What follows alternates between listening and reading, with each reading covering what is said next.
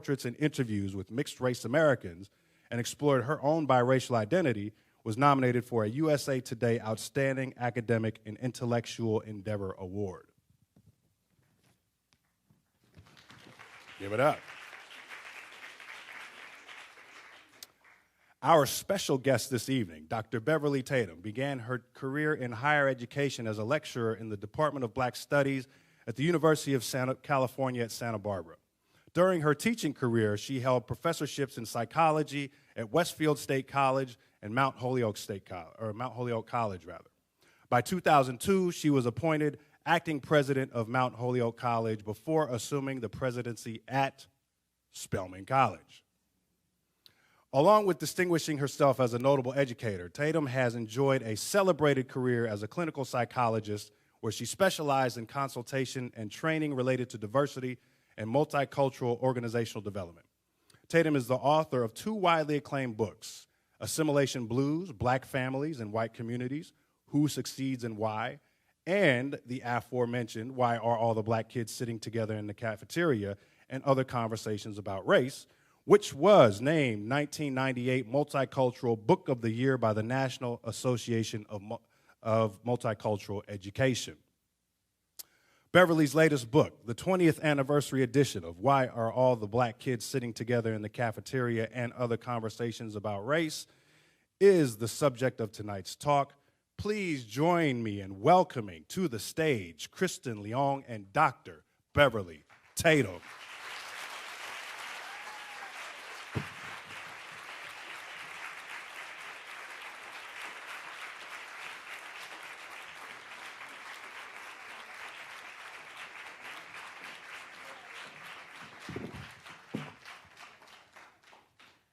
Welcome, Dr. Tatum. It is such an honor to be up here with you today. Thank you for joining us. Well, thanks so much for having me. I'm excited about our conversation. Great. I thought we would start just by diving right into the title of your book.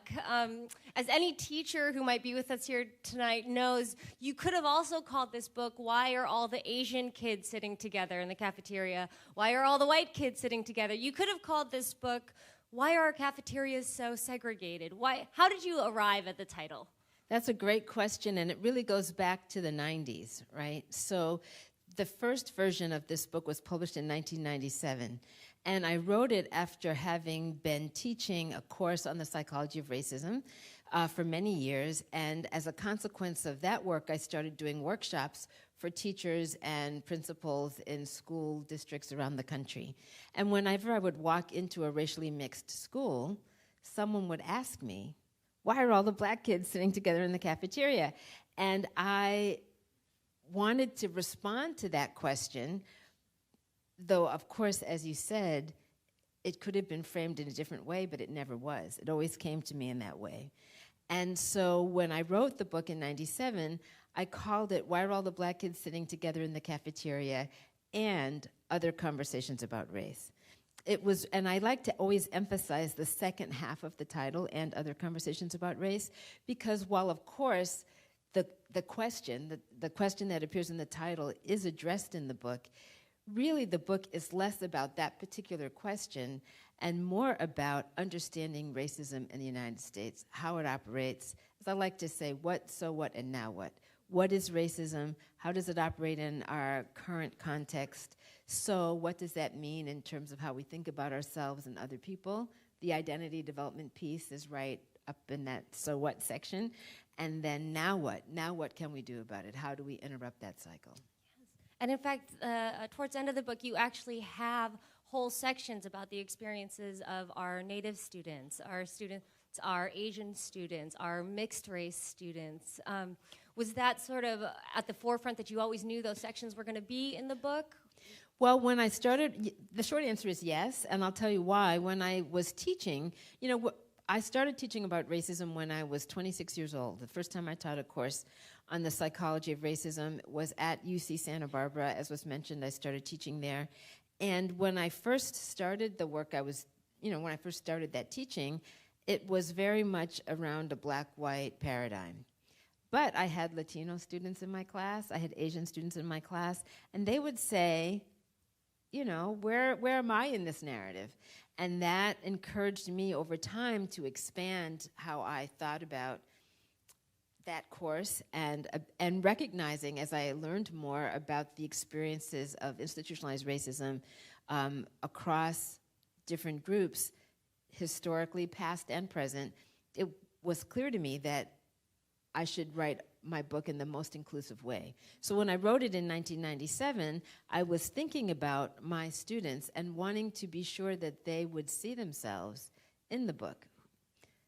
Fast forward 20 years, one of the things that's really different about this version of my book is that those sections have been expanded. And that really, in part, reflects the changing demographics of our society. And, for example, in the first version of the book, there was maybe a paragraph about students from the Middle East, Muslim students. Now, anybody can be a Muslim, right? It's not geographically located, but we often associate Middle Eastern identity with being Muslim. And particularly in today's context, in 2017, it seemed important to include Middle Easterners, North Africans in the book, and so there's a much expanded section as one example. How much of, a lot has changed in the last 20 years, but when you bring up especially the experiences of our Muslim students, a lot has changed in that conversation just in the last year, considering with our last presidential election. How much, as you were getting ready to publish this anniversary edition, how much has been changed over the last 20 years, and how much has been changed as you edited this book just in the last 12 months? Well, as I was working on the book, I was working on it right up and so I was working on it during the season of our election, 2016, and I turned it into my publisher in March 2017. So anything that happened up until March is in there, but certainly some things that have happened since then are not. So, for example, Charlottesville is not in the book because it was already in press when those events happened. But particularly for the section where I was writing about the experiences of Muslim students in an increasingly Islamophobic society, certainly 9/11, 2001 is a marker for a lot of people, in terms of how their life experience shifted following that particular set of events.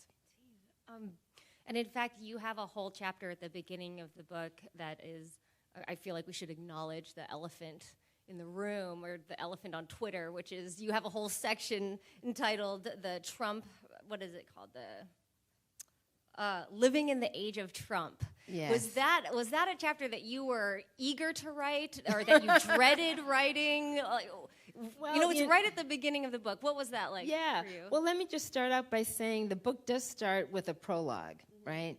And when as was mentioned, I served as president of Spelman College from 2002 to 2015, 13 years.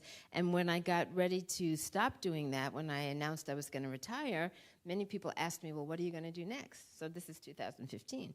And I said, well, my first project is I want to update my book, the one we're talking about, Why Are All the Black Kids Sitting Together in the Cafeteria, and Other Conversations About Race. And so when I told my friends and other people that this is what I was planning to do, and while I was doing it, people would ask me, do they still sit together? And 20 years later, are they still sitting together? And we know the answer to that question is yes. But then the question I would be asked was, is it better? And so isn't anything better? And that question is a more complex question. And it was really that question that I wanted to reflect on in the prologue of the book. What is different? What has happened in the last 20 years relative to race relations? And as I'm working on that, right, so I started working on the book really working on it in earnest in 2016. I'm working on it, and this election is happening. And so, of course, those daily news items, You're writing prompts, really. Really? Yes. No, I have to say, thank goodness for the New York Times and the Washington Post. I mean, I was constantly getting new information to incorporate and to situate relative to, not just the election, though of course that had, that was giving us plenty of information, but even if you go back, well, to just say a little bit more, I mean, there's sort of several patterns that have shifted over the last 20 years. One of them is demographics, right? We know our population has changed. And so I was born in 1954. I know I'm not the only 50s baby in the room, I suspect. At that time, the US population was 90% white. Wow, yeah, 90% white. 90% white. In 2014, 60 years later, the school-age population was majority kids of color, more than 50% children of color for the first time. And so that's a dramatic shift, right, in our population. But some things didn't change. Demographics changed, but school segregation did not, right? Same new faces, same places. But if we think about, and in fact, today, public schools are more segregated than they were 20 years ago. Neighborhoods continue to be segregated. In the last 20 years, we've seen a backlash against affirmative action, and that has had certainly implications for higher education in significant ways, particularly state institutions in those states where affirmative action has been outlawed, places like California, Michigan, et cetera. We also see in the last 20 years the dramatic rise. Dr. Abe was talking about disciplinary practices. We hear today references about the school-to-prison pipeline. We know that mass incarceration as a phenomenon really took off in the 90s. So there's been that 20-year history of that. In the last 20 years, we also know about the impact of the collapse of the economy, the 2008 financial crisis, and the exacerbation of income inequality, particularly as it relates to communities of color, Black and Latinx in particular. As an example, Native Americans certainly, and we think about all the police shootings, right, of the more recent, the last, if we start with Trayvon Martin, which was not a police shooting, but 2012, followed by the various cases we are all familiar with in the 2013, 2014, 2015. And all of that, trying to make sense of all of that, and I'm working on that, writing about those things. And then we have this election.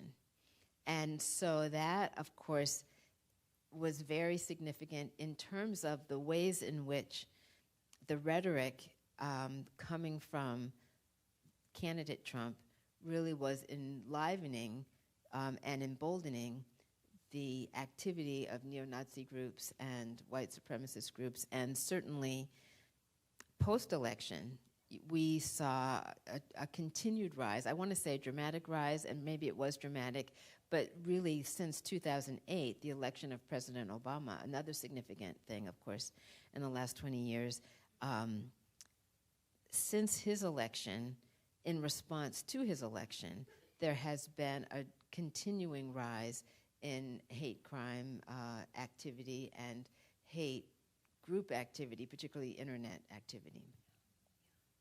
I want to circle back to an earlier comment you were talking about affirmative action. Yes. One of, I think, the great services your book does is it gives a very clear explanation about what affirmative action is and what it is not. I think it should be required reading for anybody getting into that debate. Yes. And you talk about clearly that affirmative action is not a set of quotas. It's Right. not a required number. And I'd just like to read from your book. You give actionable solutions. You not only analyze the problem, but you give us ideas to how to move forward. And you say that schools concerned about meeting the needs of an increasingly diverse student population should be looking specifically for teachers of all backgrounds with demonstrated experience in working with multiracial populations, with courses on their transcripts like psychology of racism, race, class, culture, and gender in the classroom, and foundations of multicultural education, to name a few. And you talk about how these are courses that are likely to be met by candidates of color. without talking about quotas, without talking about race in the application, that looking for people who come from an academic interest in inclusivity. Yes. I thought that was so powerful and useful, especially in the country. Almost 80% of our teachers are white, mm-hmm. and yet the majority of our kids are kids of color. In Washington State, that's 90% of mm-hmm. our teachers. Mm-hmm. And I was thinking back when I was a teacher in Bellevue, Washington, which is a primarily Asian community.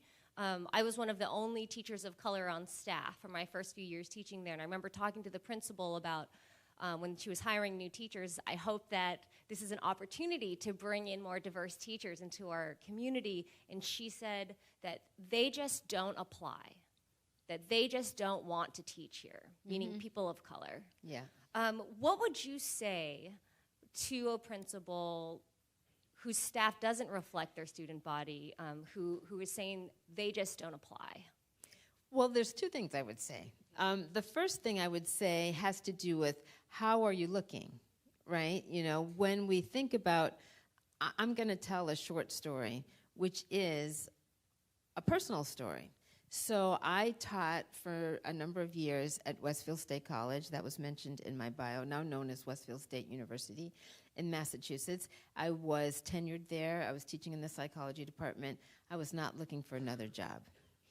And one day I got a letter that came to me. It said, it was addressed to me, but not personalized. It was a letter, it said, "Dear colleague," came in my mailbox.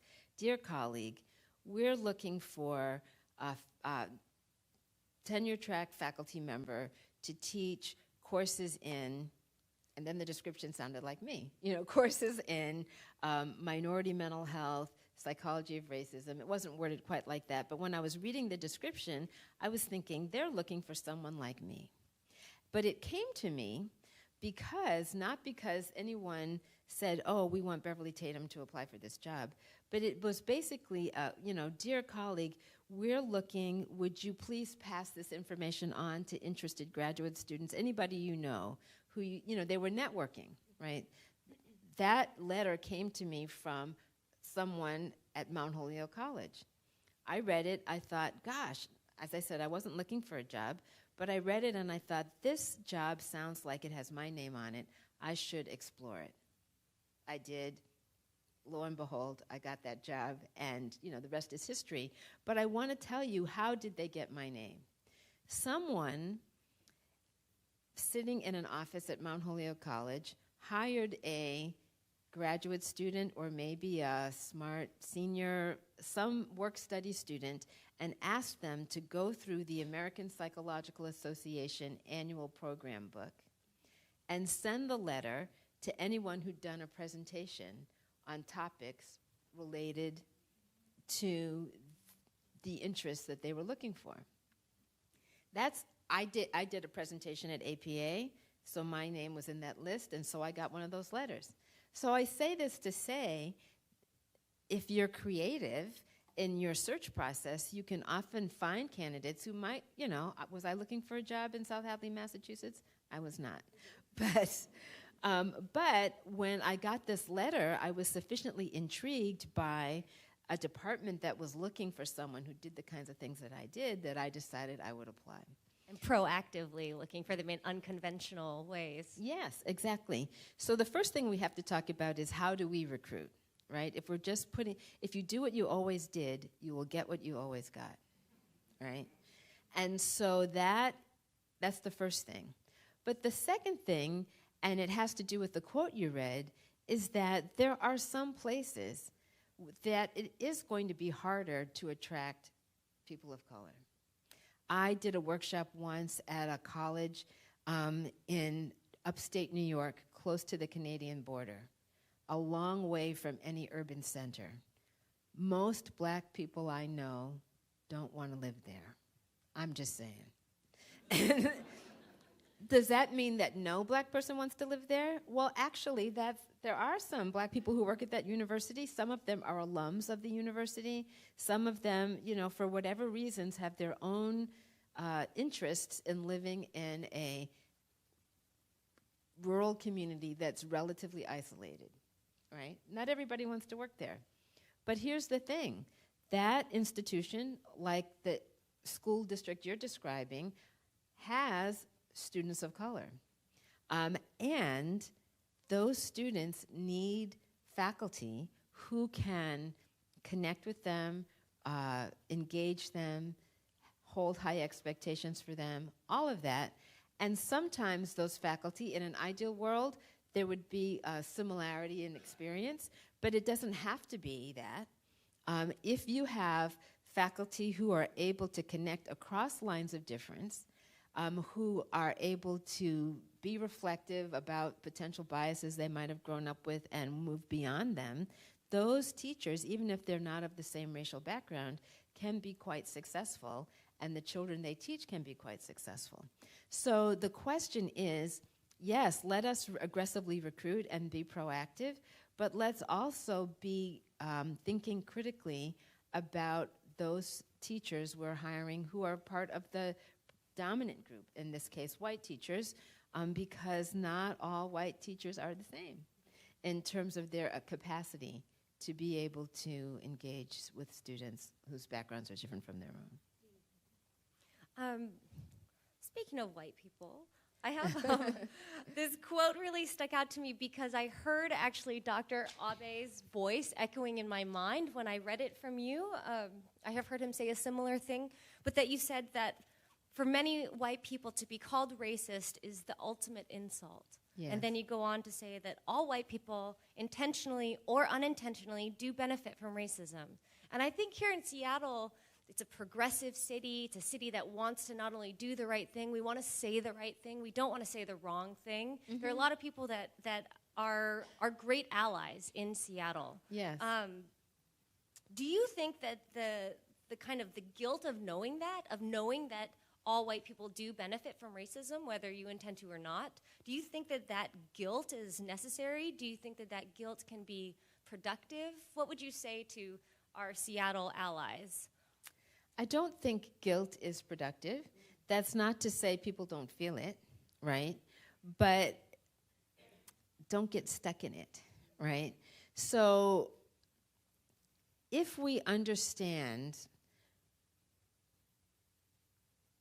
there are a number of analogies I use in the book, and one of them has to do with smog. I'm going to talk about the smog here for a moment.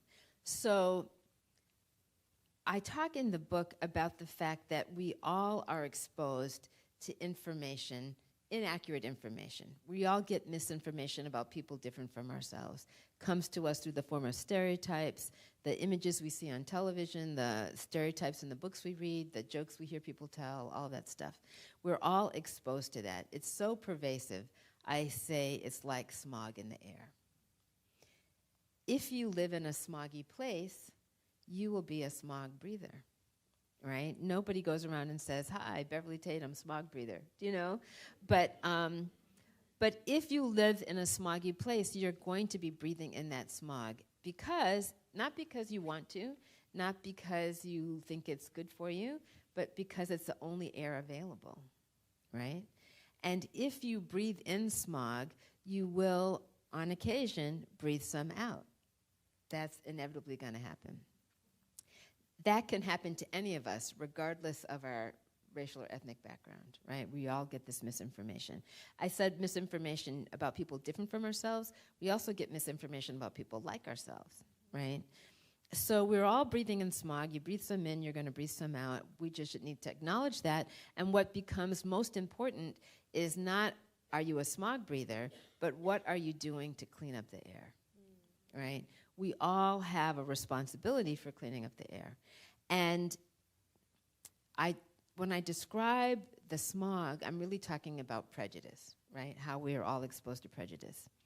But when we talk about racism, defined in my book as a system of advantage based on race, we are all breathing the smog, breathing in, breathing out, we're all breathing that smog, but we're not all systematically advantaged, right?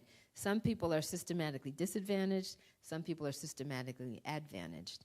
In my teaching experience, when I was teaching my course on the psychology of racism, I found that my students, most of whom were white, because when I was teaching in majority white institutions, I found that my students were very clear that racism disadvantaged people of color.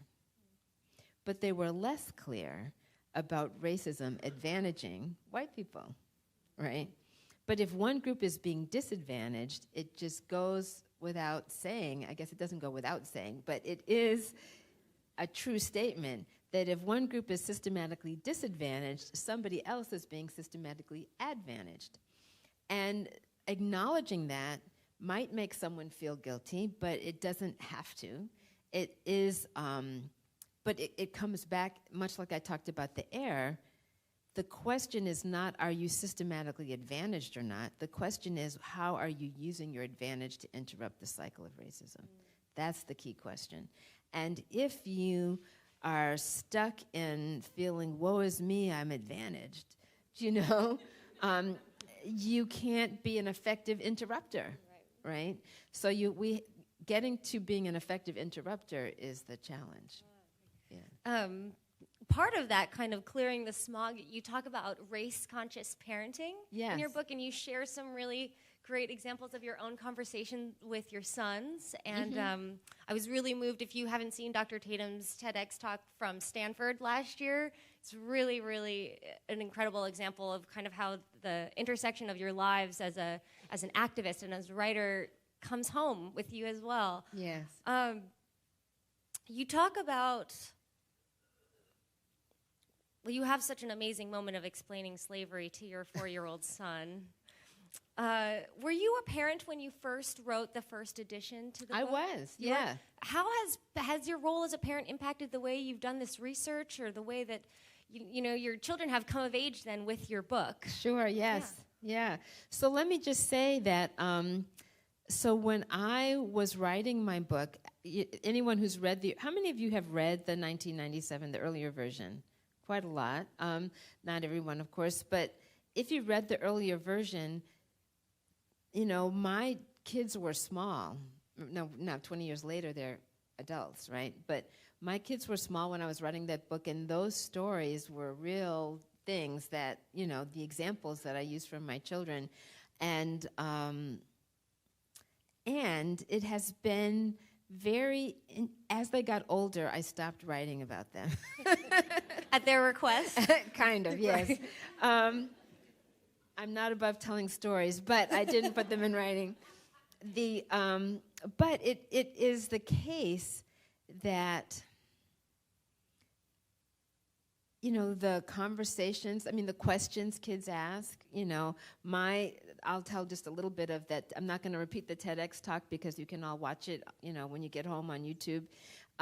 But the title of it is My Skin Brown Because I Drank Chocolate Milk? And the question came from a conversation I had with our oldest son when he was 3 and came home from preschool and said, Tommy says my skin is brown because I drank chocolate milk. Is that true? Of course, it wasn't true. And I and I said, no, that's not true. Your skin is brown because you have something in your skin called melanin.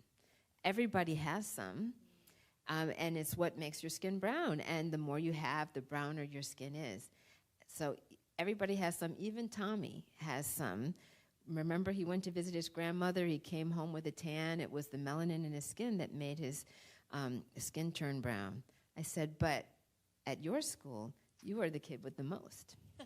And he was quite tickled to be the kid with the most of something. But it was important to me to go to the school to ask the question of the teacher, you know, how are you dealing with these questions about difference as they're emerging in the classroom? And to my surprise, the teacher said, it hasn't come up.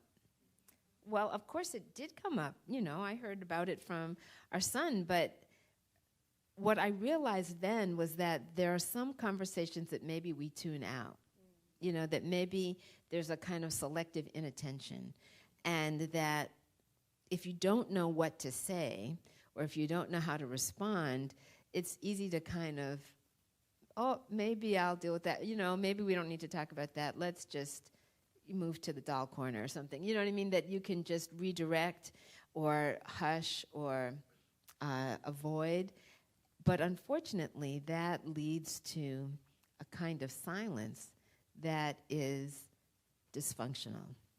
And you talk about that we were moving away. Your first book was published in the 90s when we were, that whole conversation about love sees no color. Yes. We were celebrating color blindness. That's changed. And I think that more and more people are not claiming that that's possible to be colorblind. And you actually have a term for it, that we're not colorblind, but that we are race silent. Color silent. Or color silent, yes. Yeah. Can you talk more about that? Sure. So let me do something with our audience, if I might. So I want to ask you all to think about your earliest race-related memory with the confidence that I'm not going to ask you to tell us about it, at least not individually. So raise your hand if you've thought of something, an early race-related memory, your earliest. Okay, a lot of hands up. So what I would like to know, it's going to be a little chaotic, but that's okay. I'd like to know how old you were at the time of this memory. So you could just call out some ages. 8. Okay, I heard 3, 4, 5, 6, 7, 8, 12. I heard, I didn't hear anything older than 12. Anybody older than 12? No? Okay. Oh, we have one hand up, okay. And anybody younger than 3?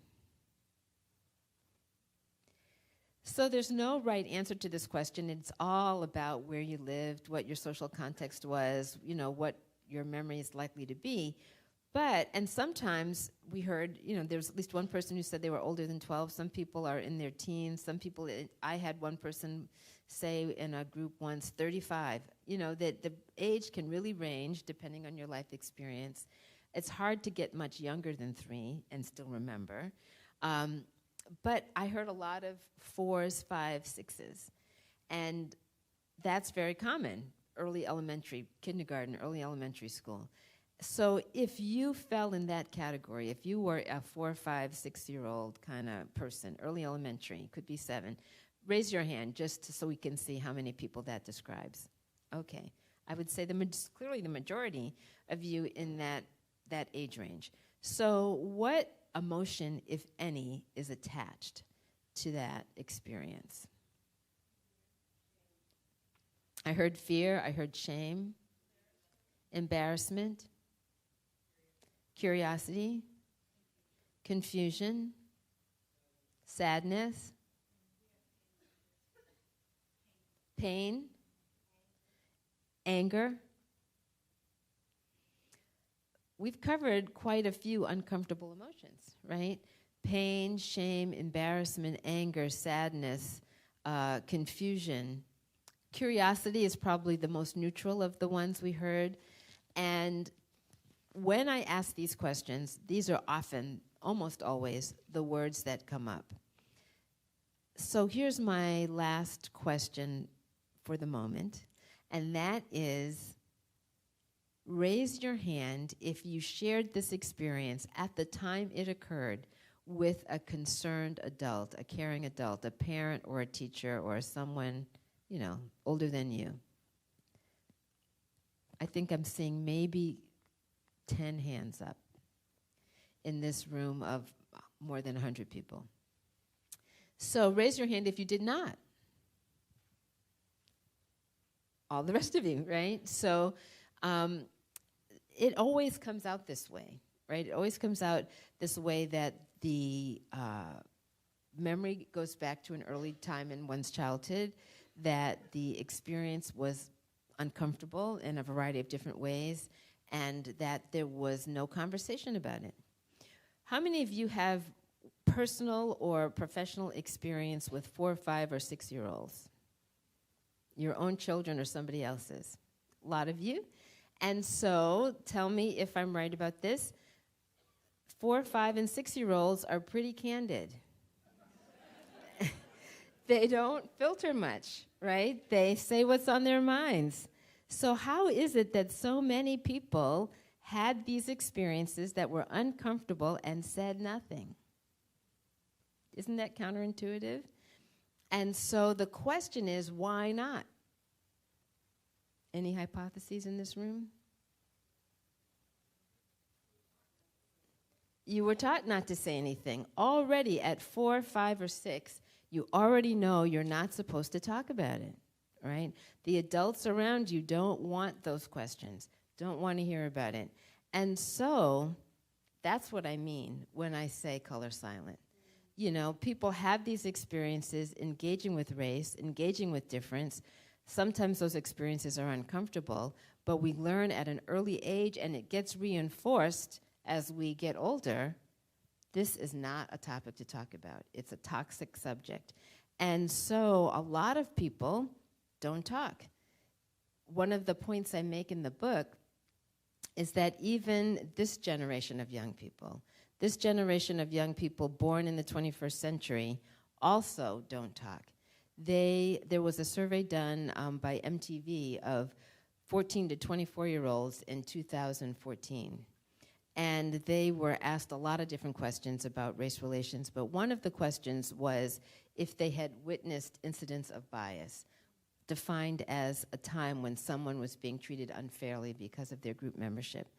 And almost all of them, 94%, said they had seen this happen on more than one occasion.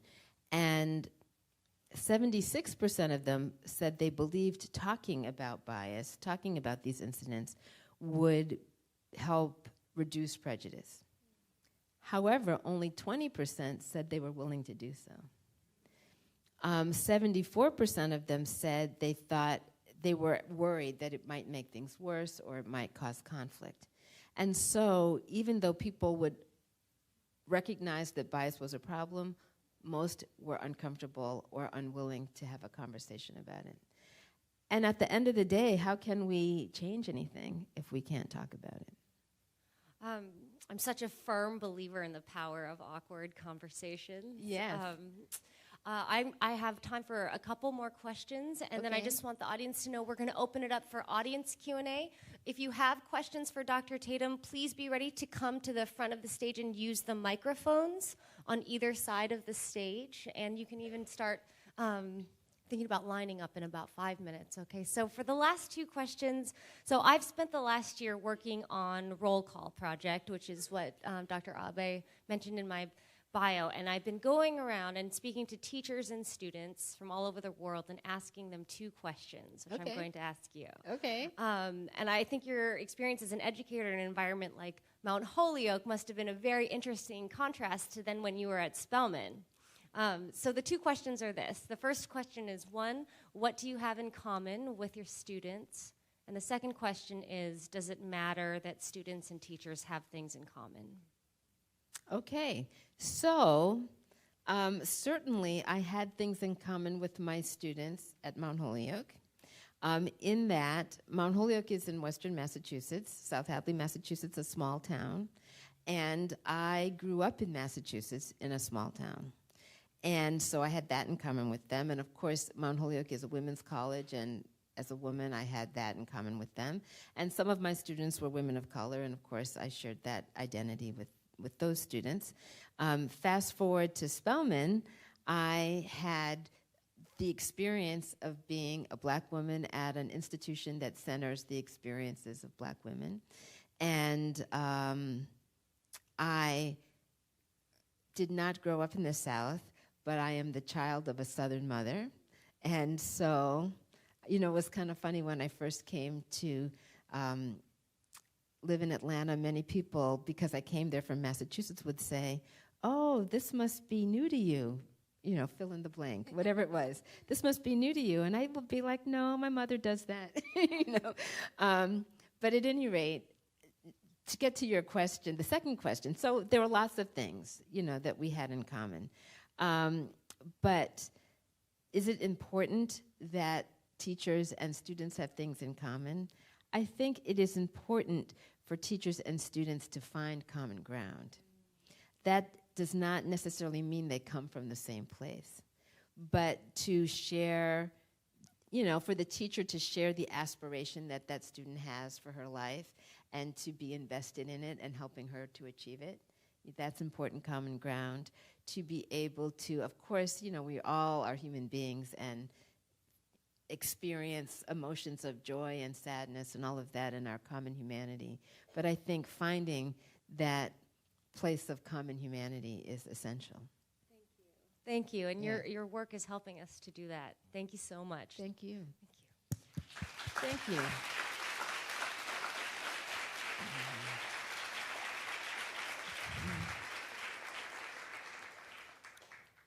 We are ready for Q&A. Please don't be shy. Come on up to the microphone. And I should have mentioned it's at the top of the program, but if you are on Twitter, please use the hashtag #TownHallSeattle to join in the conversation.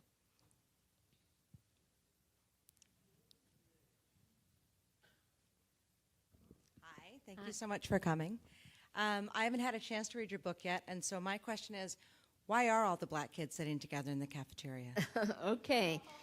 So I'm going to say read the book. But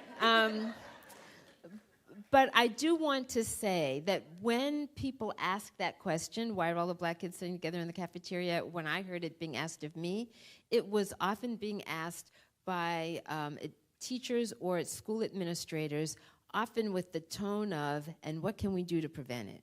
Like, this is a problem. Why are they all sitting together? And I think it's important to understand the value in connecting with people with whom you have shared experience, right? There's nothing wrong with sitting with friends who you have a common identity with, particularly in adolescence, when you're actively exploring what does it mean to be a member of this group, doing that with your peers. That is a perfectly reasonable and important set of activities. For me, the key question is not why are all the black kids sitting together in the cafeteria. The key question is, what are we doing in the classroom to engage students across lines of difference so that they are developing their capacity to be able to function effectively in an increasingly diverse society. The more we are doing things in classrooms or in other structured settings where young people can connect across lines of difference, we reduce the likelihood of the kind of separation we see in cafeterias, not because there isn't still value in that, but simply because how students define their common ground expands, right? And there's value in that. But anywhere you go, I mean, if you are in the position of being the minority, whether that's in the context of U.S. race relations or traveling into a country where people speak a language other than English and you find yourself in a room with other English speakers and lo and behold, you're sitting together in the cafeteria. When you have a sense of shared experience, you want to gather with those people. That's a natural thing, and not to be frightened of it. But we also, it's not an either or in my mind, it's a both and. We want to support the affirmation that comes from that kind of connection, but we also want to build capacity to engage across lines of difference. Thank you so much for everything you're talking about. You're so smart. I'm going to follow you everywhere. So I'm going to be one of your groupies. But anyway, one of the things that's really interesting to me, because you talked about the allies, yes. And then you talked about if a teacher doesn't look just like you or isn't from the same place, you find common ground. One of the things now I get asked a lot of times by my ally friends is, how do I know when I am acting out and acknowledging my my benefit from racism? And then what does that look like? And if we are identifying, the good action so that we can, when you're in education, go, good, that works. How do we set that system up? Because I sort of feel like we have identified what the issues are, but we haven't identified how we say, yep, you got it, and I want you to do more of that. Yes. Because that way it gets us out of the eternal struggle. And I want to know that too, because people look at me and I'm like, I don't exactly know. Yeah. And so anyway, that's a question I have. Well, I think, so I'll tell you what I was thinking when you were speaking. And what I was thinking was that this is where it's valuable to have white allies groups, meaning white people working with other white people so that the burden of, am I doing it right, is not always on the people of color, right? That, you know, that I'm not saying that there's value in cross-dialogue, cross-racial dialogue, of course. I write a lot about that. But there's also value in white people mentoring each other in this regard. So there will be some folks who've been working on what it means to enact white ally behavior for a long time, and other people who will be new to it. And the people who are new to it really need to connect with the more experienced white people who are working on it, which is why organizations like Showing Up for Racial Justice or other white allies groups can be really valuable. So that, you know, all of us are, you know, we're all finding our way, right? If we had figured this all out, we wouldn't be having this conversation now. But it can be quite fatiguing for the people of color in the room to always be, you know, help me figure this out. You know, sometimes we have to do our own homework. Yeah. And that maybe segues into my question. I read your first book, and I was really appreciative of the sections on identity development, Yes. which I myself was not educated on prior to reading your book. And I'm feeling now like, as white people, or as a white person, coming up, I had an identity development that included, you know, imbibing the smog of prejudice and racism. Yes. How can we develop an identity, a positive white anti-racist identity? You know, what is involved in that so that people have, you know, options when they're coming up, you know, and growing up to have a different kind of identity they can grow into? Yes. Well, I write quite a bit about this, and this is one of the topics I talk a lot about in the book. So I'm going to give a brief answer, but also wanting to just acknowledge that there's more information about it in the book. But one of the things that I would say is that it's really important to provide role models. You know, we often talk about the importance of role models for children of color in school. You know, they need to see themselves in the curriculum and all of that, and that is, of course, quite important. But we don't talk about the need for white children to see examples of white anti-racist action, to know what that looks like and to know that there are people who do it, right? When I was teaching, I used to ask my students to name a well-known white person who they would all agree was racist. And it didn't take more than a second or two for students to start naming people who they'd, you know, in the news. And I'm imagining if I were... Might be even easier in the last year to come up with a name. I was just going to say, if I were to ask you all to think about just one. And, you know, students could do that pretty quickly. But then I would ask, okay, so now I want you to think of a well-known white person still living who you would describe as actively anti-racist. Not one. A lot of times students couldn't think of one. And then I would have to mention names, right? And so, or introduce them through articles or personal narratives written by people who were doing that work. And so, and I would say still living on purpose, because sometimes people would know the names of civil rights workers, for example, white civil rights workers who were killed. But I wanted them to name somebody who was working against racism and lived to tell about it. And that, and having those examples, I think, is really critical. And you can start with those examples in childhood, right? You don't have to wait till you're in high school or college to be exposed to the work of and they don't have to be famous. They can be right in your neighborhood, you know? I mean, which is, I think, an important piece. I used to invite, because, you know, I could tell students about that, but that's not my lived experience. So I would invite a white anti-racist activist to come to my class and talk about her journey. Then students would ask questions. And it was very informative for them. But one of the first questions, almost always, she was asked when she came to visit was, did you lose friends?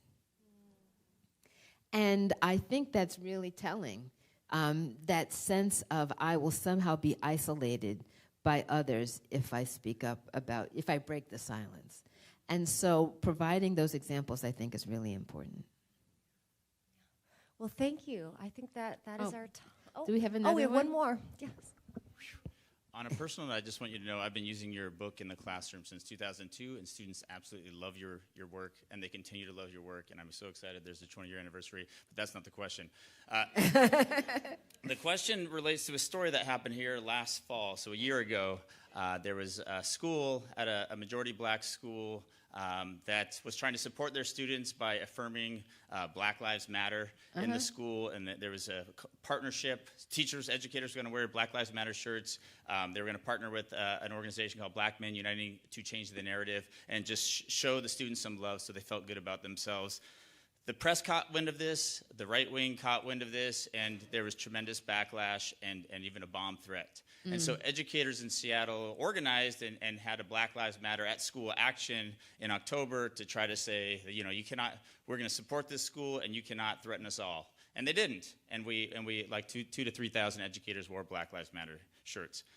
This year, in February, we planned a Black Lives Matter action week. A national coalition of educators are planning a week of action, and I am here to seek your endorsement of that action. It will take... Last year we had hundreds of professors sign up in support, and so I was going to leave my card. Will security get me if I leave a card up there? Why don't you put it, I'm going to be signing books on this table. Put it right there on the table. But we seek your support for more action to keep pushing against all that's happening right now. Thank you. Thank you for your action. Thank you for your example. Thank you. Can I? Yeah, I guess. Do we have time? Yes, All right, yes. Cool. Hi, thank you so much for coming out. It's so exciting, and I think your book was the first one that I've read in college, and it's really helped me contextualize a lot of like identity development, and then really appreciate it. My question has to do with, I guess, the co-opting of identity development language, specifically like transgender and transsexual people. And that being co-opted in the same way for transracial, and not in the same way of like transracial adoptees, but Rachel Dolezal and Jadu. Yeah, like whatever that is. How do you explain the difference? There's like a gap in my language of like, that is not the same thing. Like you can't, I don't think you can feel a different race to belong. You know, I understand the question. I got the question. You know, I understand the question, and I have to say I'm kind of where you are, which is like, I don't really have the words for that. So we know and understand and have learned a lot about, I don't claim to be an expert, but certainly we have read narratives and heard people talking about the experience of being transgender, right? And so we have a deeper understanding of that. I was doing a talk like this where people were, in this case, they were writing questions down. And somebody wrote a question, and the question was, if you can be transgender, how come you can't be transracial? And I had to think a lot about what was the answer to that question. And I'm not sure I have come to a good answer. But one of the things I thought about was the notion of race is a social construct. It's not biological, right? So if we think about gender, there are body parts, right? You know what I mean? There are male body parts and female body parts, and we can understand that the experience of maybe not, that psychological sense of this is, there's something out of alignment, right, that someone might experience, someone who's struggling with being with transgender. But when we say somebody is transracial, it's not like because gender is also a social construct, but there are physical differences, right? But human beings have different hair texture, different eye color, et cetera, but that is not significant. Thank you. Someone's helping me out here. That those differences are not biologically meaningful, right? They're not biologically meaningful, and if we, the DNA, the Genome Project, right, tells us that there's more variation across groups than there, am I saying that right? That there's more variation within groups than there is across groups, right? So two black people standing next to each other who are even similar in appearance, in terms of dark skin or light skin or whatever, similar in appearance, might be more different genetically from one another than either is from a white person. That seems counterintuitive, right? Because we put so much value on those differences. But the DNA,